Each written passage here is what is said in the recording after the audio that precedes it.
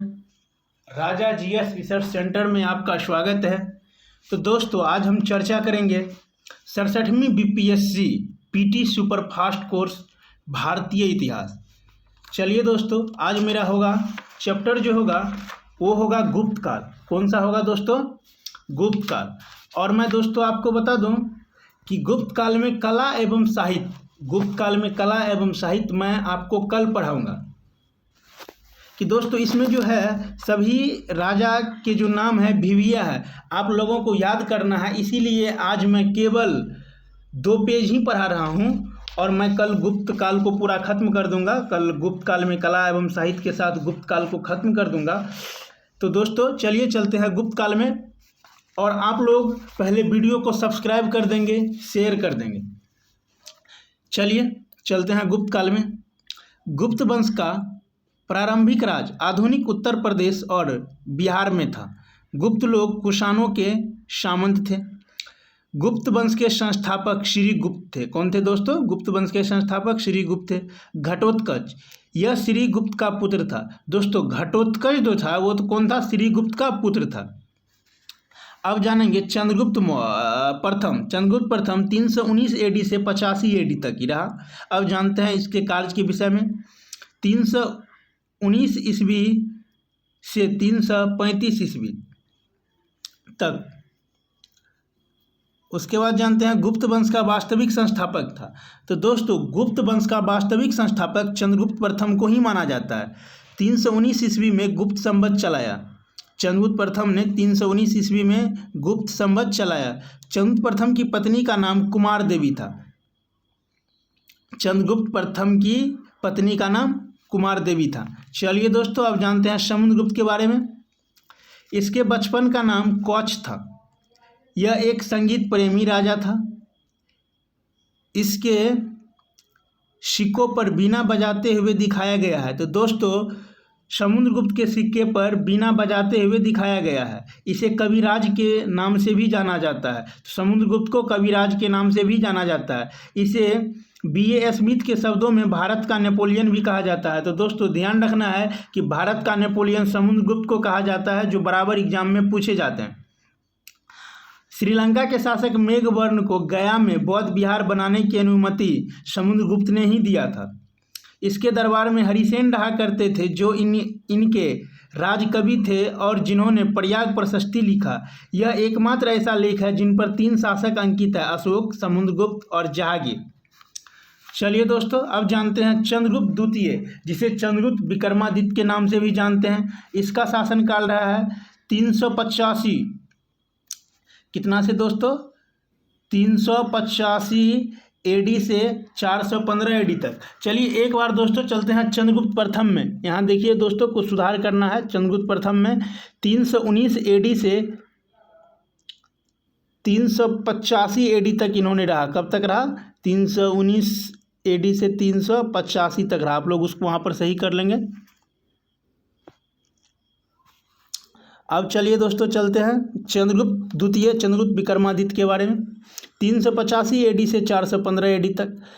इसके चंद्रगुप्त विक्रमादित्य के नाम से भी जाना जाता है। चंद्रगुप्त द्वितीय को चंद्रगुप्त विक्रमादित्य के नाम से भी जाना जाता है। इसके बड़े भाई का नाम रामगुप्त था। इसने समुद्रगुप्त की पत्नी ध्रुव देवी के साथ विवाह कर लिया था। दोस्तों आपको याद रखना है, इसने समुद्रगुप्त की पत्नी ध्रुव देवी के साथ विवाह कर लिया था। इस राजा ने गुप्त वंश में पहली बार चांदी के सिक्के चलाए थे। इसने दिल्ली में लौह स्तंभ का निर्माण करवाया था। इसके दरबार में एक चीनी यात्री फाहियान आया था। यह भारत आने वाले प्रथम चीनी यात्री था। तो ध्यान रखना है दोस्तों कि सबसे प्रथम चीनी यात्री जो सबसे पहले आए थे वो चंद्रगुप्त द्वितीय के काल में ही आए थे, और जो आए थे वो प्रथम चीनी यात्री थे जिसका नाम फाहियान था।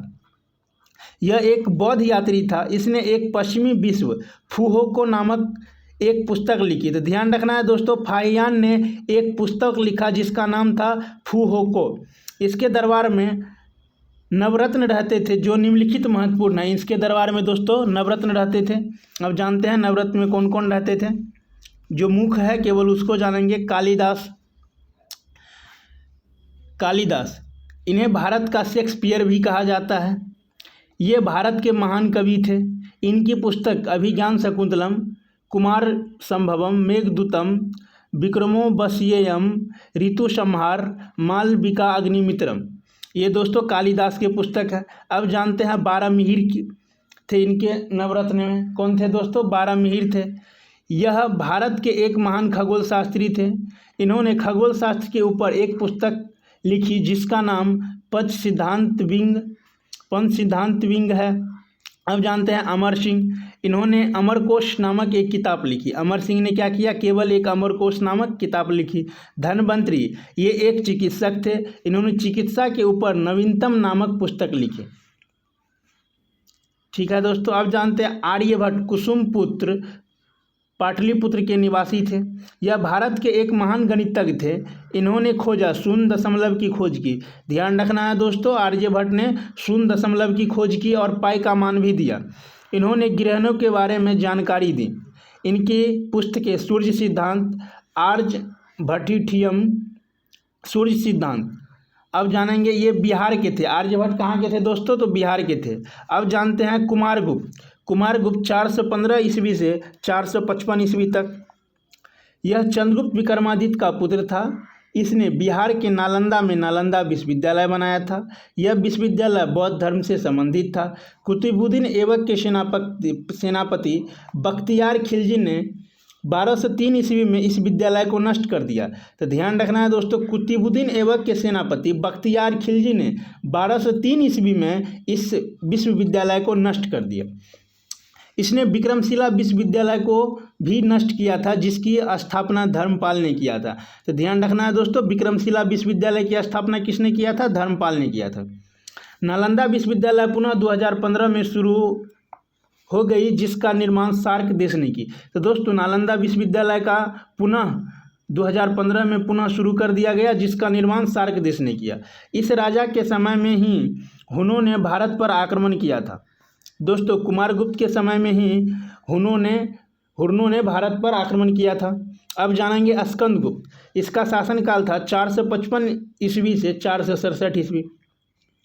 अब जानते हैं इसके विषय में। इसके समय में हुनों ने भारत पर सबसे ज़्यादा आक्रमण किया था। ध्यान रखना है दोस्तों, स्कंद गुप्त के शासनकाल में हुनों ने सबसे ज़्यादा आक्रमण किया था। इसने सुदर्शन झील का पुनः निर्माण करवाया था। यह झील गुजरात के सौराष्ट्र में स्थित है। इस झील को चंद्रगुप्त मौर्य ने बनाया था। तो आप लोगों को दोस्तों पता होगा कि सुदर्शन झील को किसने बनाया था? चंद्रगुप्त मौर्य ने बनाया था।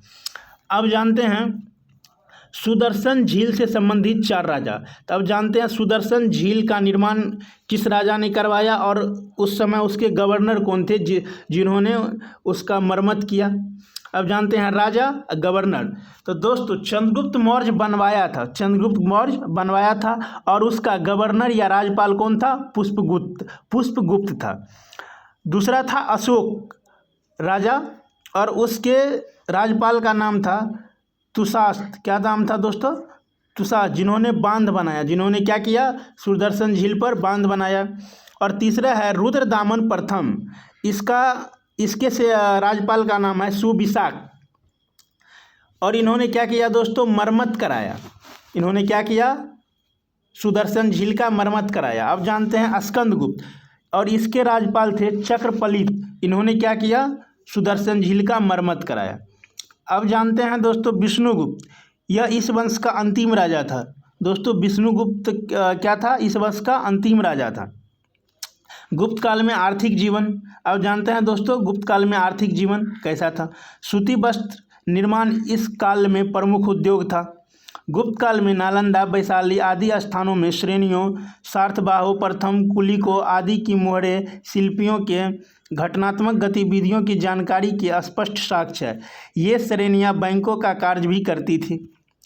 व्यापारियों के समूह को सार्थ तथा उनके नेताओं को सार्थबाह कहा जाता था।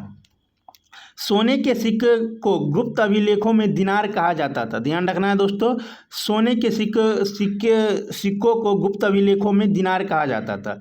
चंद्रगुप्त द्वितीय ने चांदी के सिक्के बहुतायत से प्रचलित किए थे। फाहियान के अनुसार सामान्य जनता वस्तु विनिमय करती थी। कौड़ियाँ भी प्रचलित थी। अब जानेंगे दोस्तों गुप्त काल में व्यापारिक संबंध। बेंजाटाइन साम्राज्य तथा चीन के साथ था। बेंजाटाइन साम्राज्य को निर्यात की जाने वाली दो महत्वपूर्ण वस्तुएं थी, रेशम और मसाले। इस काल में ताम्रलिप्ति प्रमुख बंदरगाह था। पश्चिमी तट पर भिगरू कक्ष भिचौर प्रसिद्ध बंदरगाह था, जहां से पश्चात देशों के साथ व्यापार होता था। अक्षानिवी का प्रचलन गुप्त काल में लोकप्रिय था। गुप्त काल में आयातित वस्तुएं थी, मदिरा, बहुमूल्य रत्न, औषधियाँ, जड़ी बूटियाँ। चलिए दोस्तों, इसी के साथ आज हम इस कक्षा की समाप्ति करना चाहूँगा। तो दोस्तों, कल हम लोग पढ़ेंगे गुप्त काल में कला एवं साहित्य। कल क्या पढ़ेंगे दोस्तों? गुप्त काल में कला एवं साहित्य। तो दोस्तों, आप लोगों को अगर वीडियो अच्छा लगा हो तो मेरे चैनल को सब्सक्राइब कर दीजिएगा, शेयर कर दीजिएगा। क्या कर दीजिएगा दोस्तों? सब्सक्राइब कर दीजिएगा और शेयर कर दीजिएगा।